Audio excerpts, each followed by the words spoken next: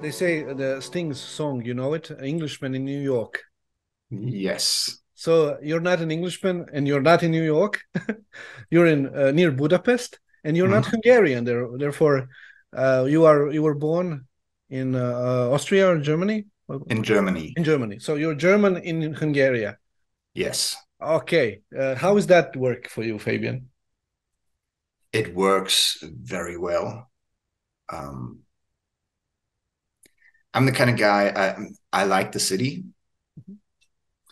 but cities are noisy. Right? There's always stuff going on. There's always cars, always construction, always noise. And I'm living out here in the countryside, and it's quiet. Mm, mm. At night, I can stand outside, and for like 15, 20 minutes, the only thing I will hear is animals. Oh, that's a hypnotic trance around you. Very much. Uh, you are a hypnotist and a hypnotherapist and a street hypnotist. Which of Mhm. those titles do you prefer, and or a hypno coach maybe? Do you use mostly these days? Well, the hat that I find myself wearing the most these days is that of sales coach. Mhm. But yeah, in the background of that, it's always hypnosis. Mhm. Mhm. So I would see myself as a hypnotist. Okay, a hypnotist with a sales coach. When you say sales coach, what does that mean actually? What that means is, well, I mean, there's regular sales coaching, which is say this, do this, ask this question, here's a script. Mhm. Right? That's, I think, how most sales coaching is approached.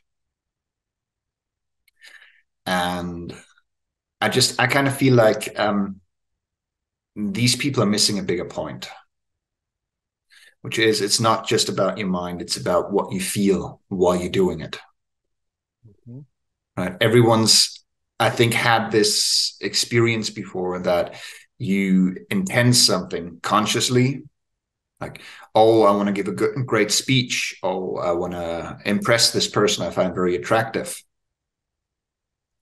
and whatever. But then your emotion kind of doesn't align with that. Mhm. Right? Probably sometimes even eats you up. Yes. And that can make things very difficult. Mhm. Right?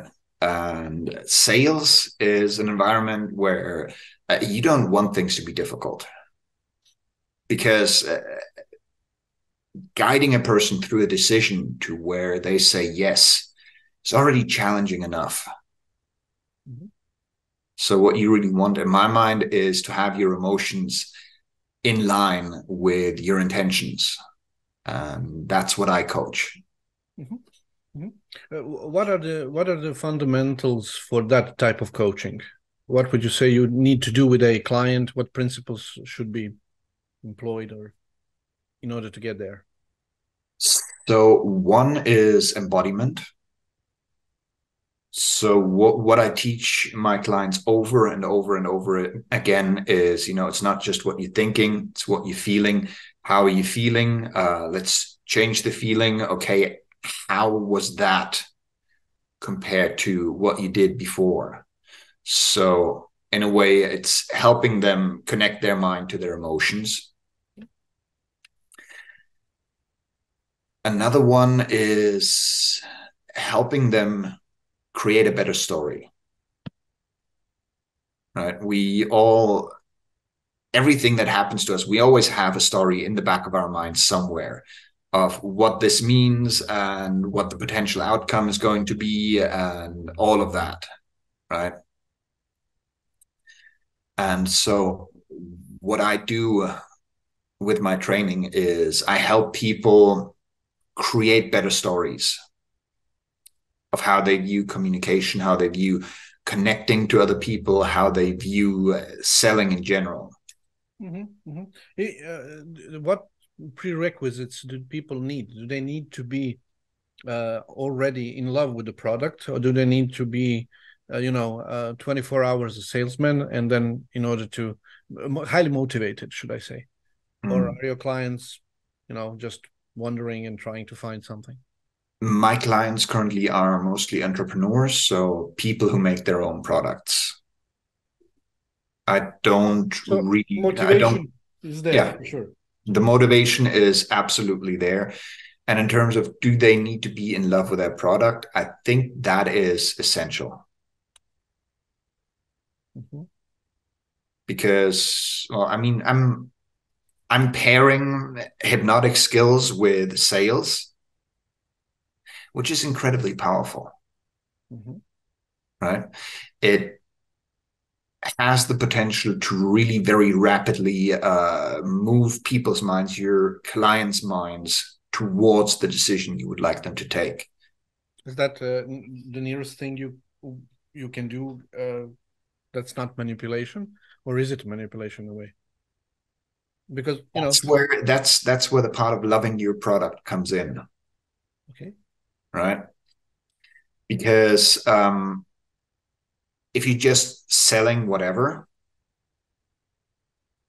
and it's just like, yeah, I'm going to take you for your money and all of that kind of stuff, yeah, then that's manipulation. Right? But if you have an amazing product that is like top shelf, and you understand your client needs this and they can afford it, right? Then the same method becomes something that fundamentally helps change your client's life. What's the competitive advantage in this approach? The competitive advantage, you mean in being terms ethical of when you sell? any other sales training that's also doing something with emotion, also doing something with techniques, NLP, for instance? Mm-hmm, So mm-hmm. where does this hypnotic element come in stronger?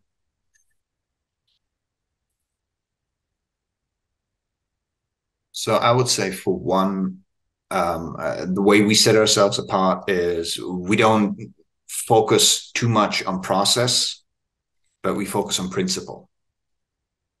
Right? So I don't teach you this technique for creating rapport, that technique for dealing with objections and whatever.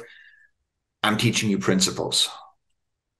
So I will show you, okay, here's how you create a flow in conversation, right? Flow being the combination of rapport, trust, and trance, right? Where the person is just really in the conversation. They feel comfortable. They feel like they can trust you, and a connection is being built, right? I do that instead of saying, okay, here's how you build rapport. Here's technique 1, technique 2, say this thing, do that thing. That's the logic of like, let me put it like this. In hypnotherapy, Mm-hmm. if you want to help somebody quit smoking, you focus on strengths, feeling good about being healthy, enjoying Mm-hmm. themselves in a way of having a good, better life, and then Mm-hmm. cigarette falls off. In this way, product just falls in after we have a connection. So it's kind of similar there. Yeah, we're not focused. I'm from Croatia. We're here nearer the Balkans than you. It's not focusing on the orgasm. It's enjoying the foreplay. yes, Yeah. yes. Okay. So, and how are your clients dealing with it? Are they fast? How long does it take to train somebody for something like this? In order to Currently, our program is 8 weeks long. Mm-hmm. And, well, we're currently in the process of reinventing everything. So it's kind of hard to tell if it's still going to look the same way it looks right now in 6 weeks' time. But currently, the idea is we're doing 8 sessions. Mm-hmm. Where we start off just by helping them understand how to create that first impression in a way that just instantly starts that connection. And then we spend some time talking about small talk and about conversation rules on how to create a flow in a conversation, how to be interested to be interesting, and how your inner state shifts their inner state. Mm-hmm. Then we go into how to elicit emotions, how to elicit meaning. And basically, this is all about understanding the connection between language and symbols and emotion and meaning. So there's a lot of conversational hypnosis there, I guess. Yes, yes.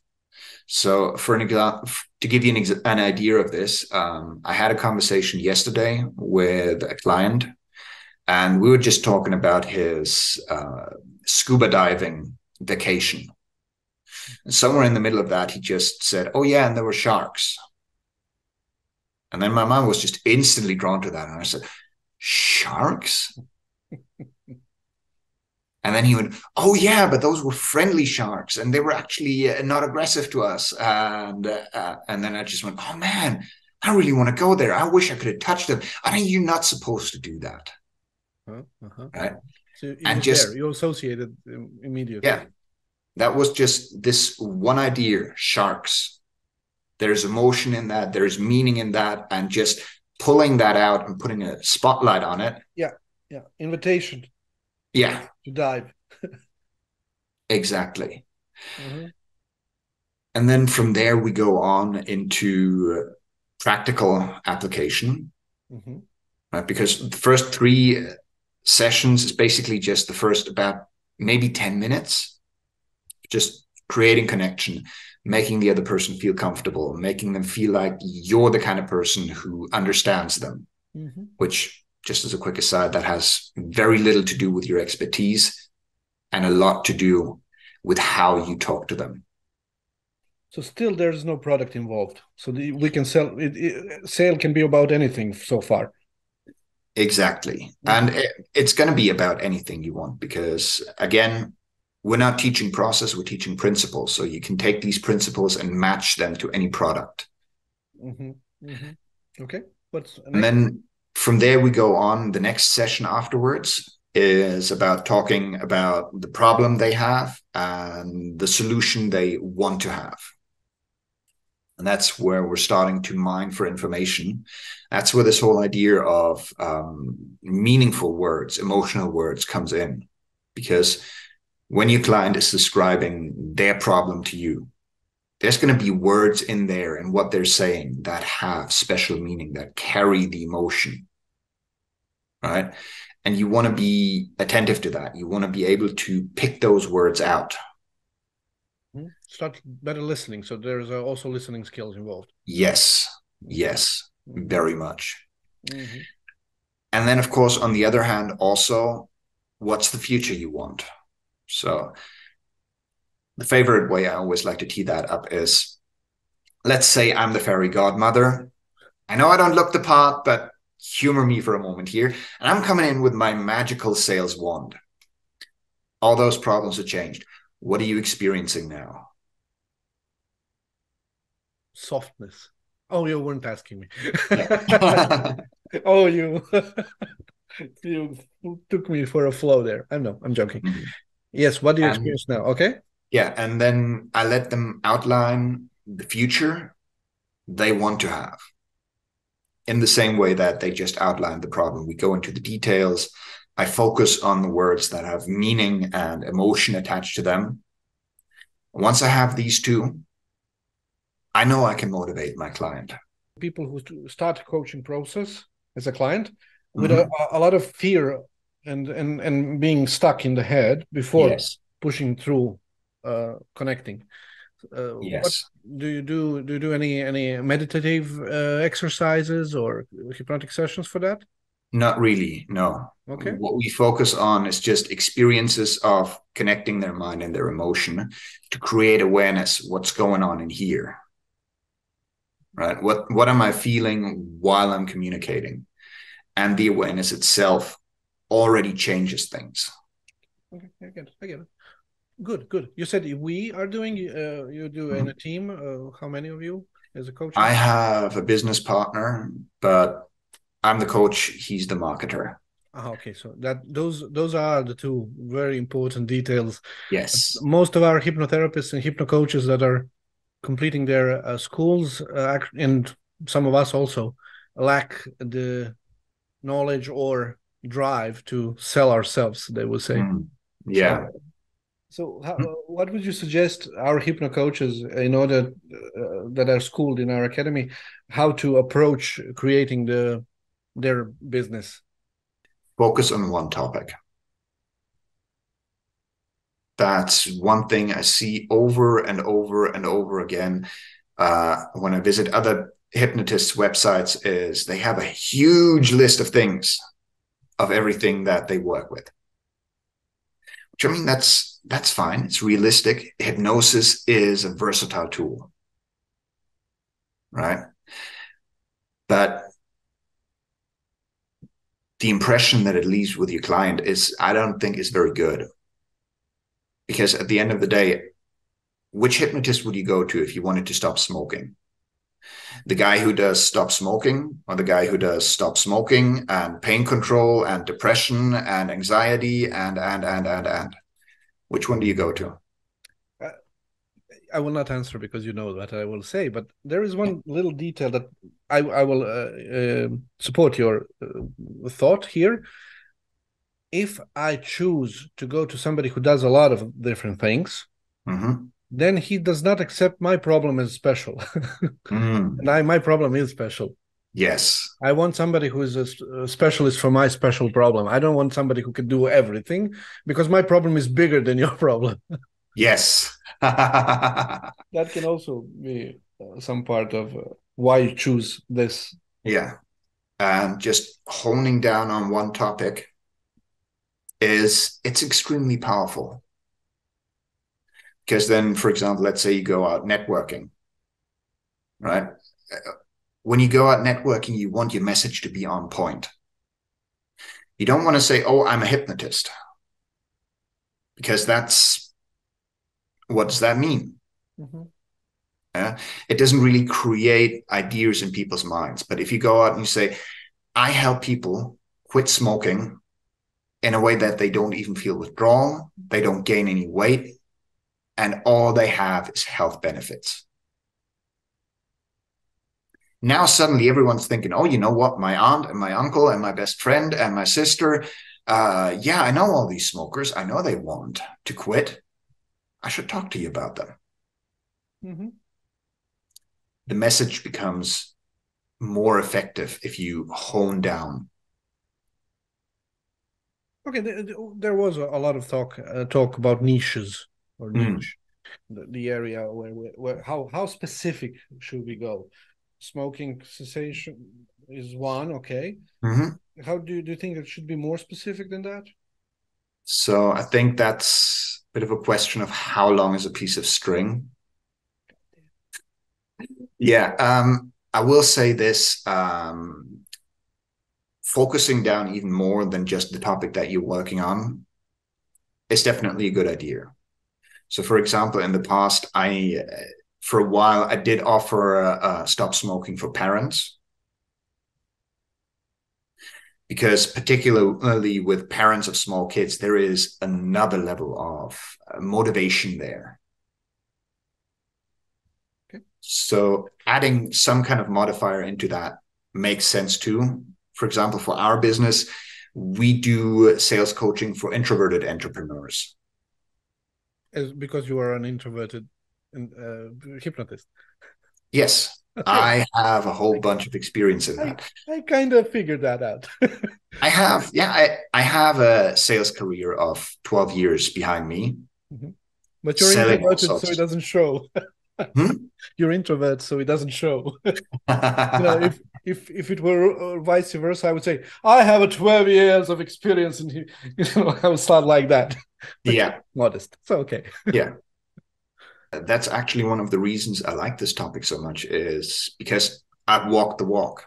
Right? When I got out of high school at 19, I had pretty severe social anxiety. I was afraid of talking to people that I didn't know. And so for me, that was the point where I started out from. And I decided, you know what? That's not going to be my life. I want to be able to talk to people. I want to be able to connect. I want to be able to have meaningful conversations and all of these things.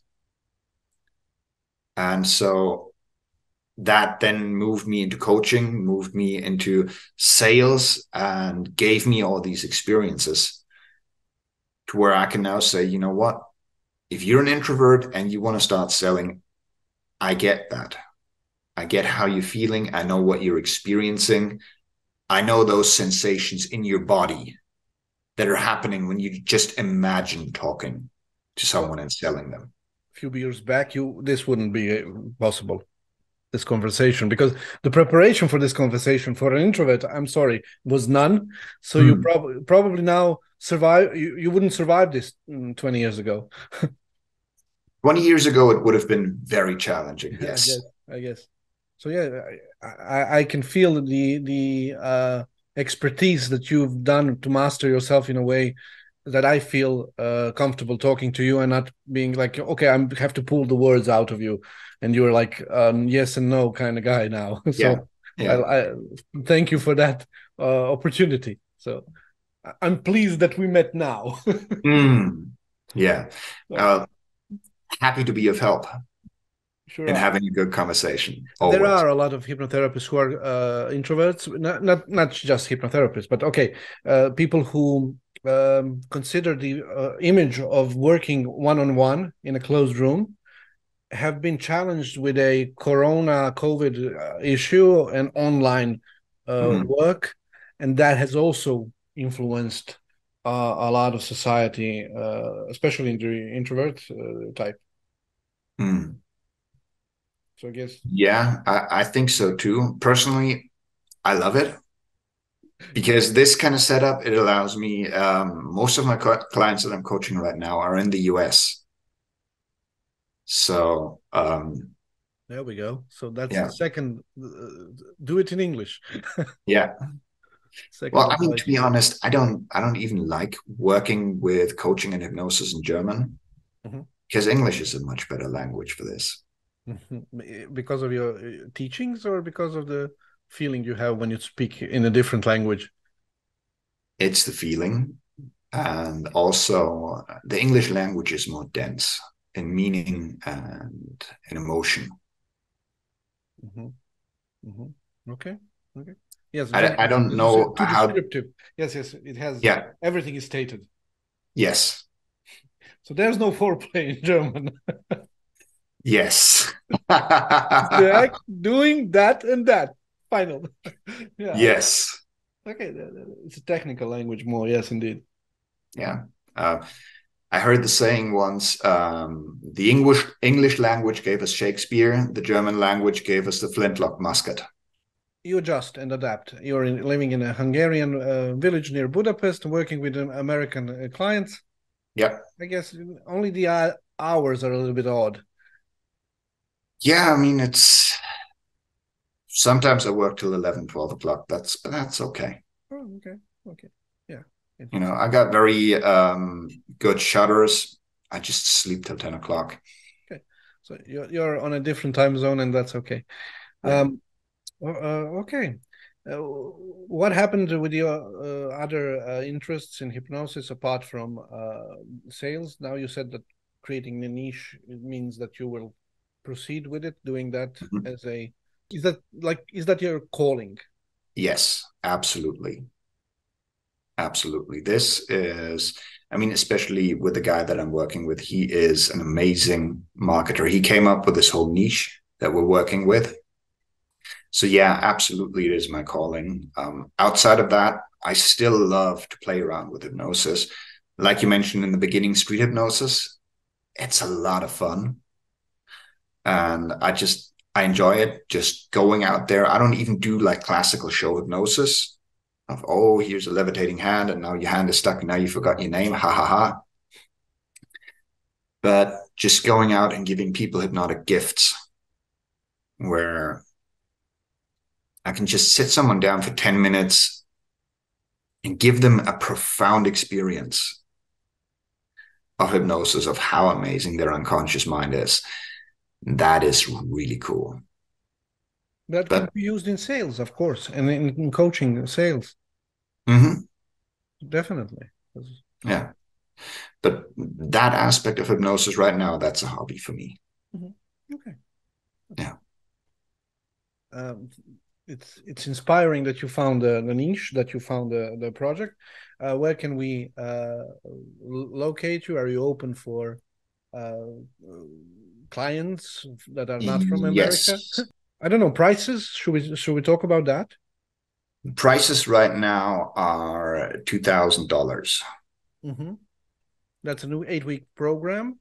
That's an 8-week program. Mm-hmm. I believe there is a lot of sales trainings out there for extroverts, because most sales trainers, the really good ones, are extroverts, right? There are people that have naturally had an inclination towards sales because they realize, I can talk to people easily. It energizes me. I feel happy about that. So yeah, naturally they're drawn towards it. And then they realize they're really good with it and they can teach it to other people. And that's where you get a lot of these sales trainings, in my mind, are very much geared towards extroverts, mm-hmm. right? Mm. And yeah, I don't know anyone other than us who states openly, okay, we're working with introverts. Beautiful. Enjoy that mission, and we'll keep in touch. Yes, definitely.